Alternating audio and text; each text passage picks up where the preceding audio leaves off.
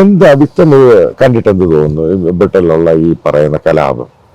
ഇതിന്റെ ഒരു രൂപരേഖ എന്ന് പറയുന്നത് നമ്മൾ ഇന്ത്യയിൽ അല്ലെങ്കിൽ കേരളത്തിൽ കാണുന്നതിന്റെ ഒരു മറ്റൊരു ചിത്രമാണ് നമ്മളിപ്പോൾ യു കെയിൽ കാണുന്നത്.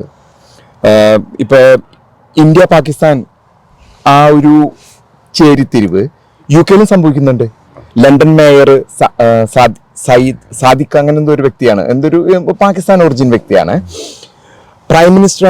അപ്പൊ ആ ഒരു കാലഘട്ടത്തിൽ ഇസ്ലാമിക സമൂഹം യു കെയില് വലിയൊരു മുന്നേറ്റം നടത്തി.